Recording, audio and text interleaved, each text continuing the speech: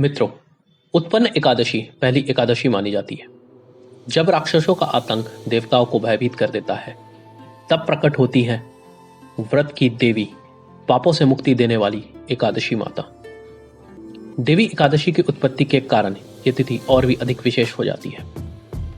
इस दिन विधि विधान से भगवान विष्णु की पूजा की जाती है और इस दिन व्रत रखने से सभी पापों का नाश होता है और व्यक्ति मोक्ष को प्राप्त करता है।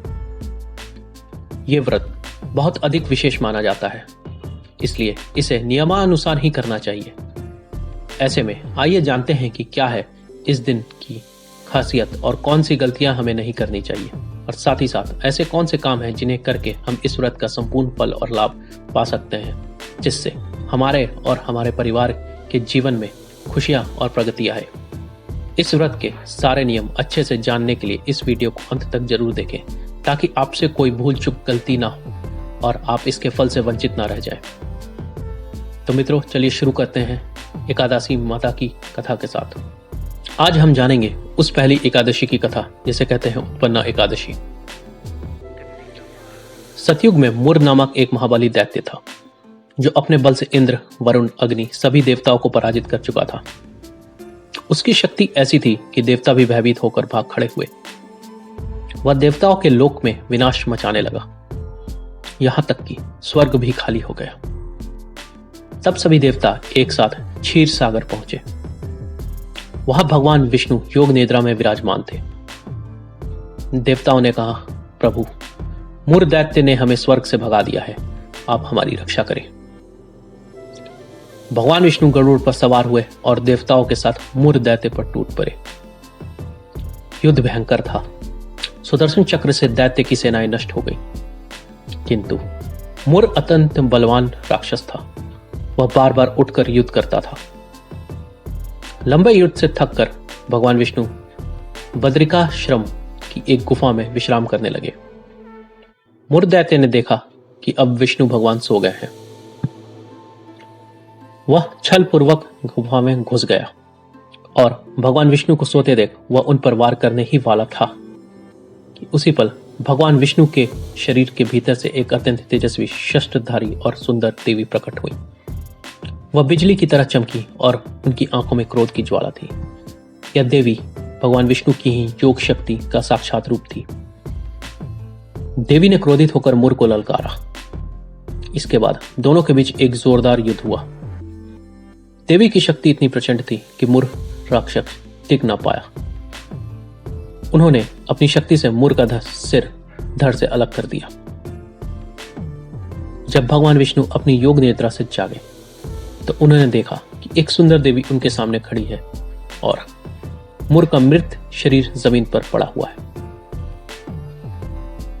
भगवान विष्णु ने प्रसन्न होकर देवी से पूछा, हे देवी, आप कौन हैं और आपने मेरी रक्षा कैसे की? इस पर देवी ने हाथ जोड़कर उत्तर दिया, हे प्रभु, मैं आपकी ही शक्ति हूं। मैं आपके शरीर से उत्पन्न हुई हूं ताकि मैं आपकी रक्षा कर सकूं। यह सुनकर भगवान विष्णु का हृदय आनंद से भर गया। उन्होंने देवी से कहा, हे शक्ति, चूंकि तुम मेरे 11वें चंद्र दिवस पर मेरे शरीर से उत्पन्न हुई हो, इसलिए आज से तुम्हारा नाम एकादशी होगा। इसके बाद भगवान विष्णु ने उन्हें एक अद्भुत वरदान दिया। भगवान ने कहा, एकादशी, जो भी मनुष्य इस दिन पूरी श्रद्धा से तुम्हारा उपवास करेगा, वह सभी पापों से मुक्त हो जाएगा और अंत में मेरे लोक वैकुंठ को प्राप्त करेगा। बस इसके बाद से ही इस शुभ तिथि को उत्पन्ना एकादशी के नाम से जाने लगा। इस दिन हमें याद दिलाया जाता है कि धर्म की रक्षा के लिए शक्ति का जन्म स्वयं हमारे भीतर से होता है और उपवास तथा भक्ति में कितनी अपार शक्ति होती है। जो मनुष्य इस दिन उपवास करेगा वह पापों से मुक्त होकर मोक्ष को प्राप्त करेगा। इस प्रकार से उत्पन्न एकादशी सभी एकादशी की जननी मानी जाती है। वर्ष 2025 में उत्पन्न एकादशी का व्रत 15 नवंबर यानी शनिवार को रखा जाएगा। यह तिथि देर रात 12:49 बजे आरंभ होकर अगले दिन यानी 16 नवंबर को देर रात 2:37 पर समाप्त होगी। इस दिन उत्तर फाल्गुनी नक्षत्र और विषकुंभ योग रहेगा। पूजा और व्रत आरंभ करने के लिए सबसे शुभ समय अभिजीत मुहूर्त माना गया है, जो सुबह 11:44 से 12:27 तक रहेगा। इस दिन व्रत रखने से अनेक जन्मों के पाप नष्ट होते हैं, मन शुद्ध होता है और आत्मा को परमात्मा से जुड़ने का मौका मिलता है। जिस प्रकार देवी एकादशी ने मूर्ख दैत्य का संहार किया, वैसे ही यह व्रत हमारे भीतर के पाप और अंधकार को नष्ट करता है। अतः इस एकादशी पर व्रत रखकर आप अपने भीतर के विष्णु को जागृत कीजिए और जीवन को धर्म और शांति के मोक्ष पर ले जाइए। अब ज्यों कि यह व्रत इतना महत्वपूर्ण और फलदायी है, अतः इस दिन व्रती को कुछ बातों का ख्याल रखना होगा ताकि उनसे कोई भूल ना हो। बात करें कि व्रती इस शुभ दिन पे क्या सामग्री का सेवन कर सकते हैं, तो जान ले कि आप सभी प्रकार के फल जैसे केला, सेब, अंगूर आदि या फिर अधिकतर सब्जियां जैसे आलू, शकरकंद, अरबी, कद्दू, लौकी खा सकते हैं। साथ ही साथ आप सिंघारे का आटा, कट्टू का आटा, समा के चावल या फिर राजगिर जिसे चौलाई कहा जाता है उसके आटे का सेवन कर सकते हैं। साथ ही साथ दूध के बने दही, खीर, छाछ यानी लस्सी और शुद्ध देसी घी का भी सेवन किया जा सकता है।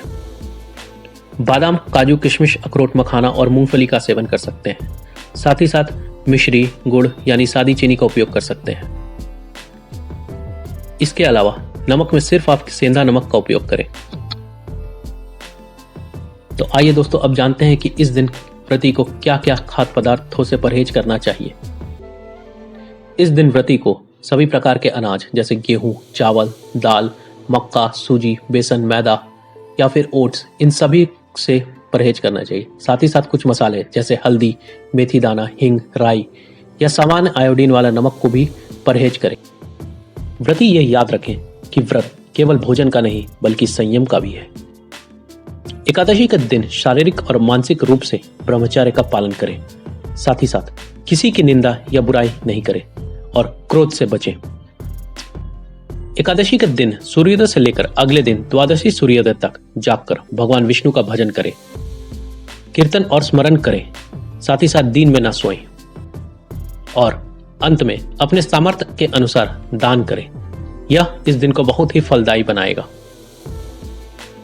तो मित्रों, यह थी उत्पन्न एकादशी की कथा।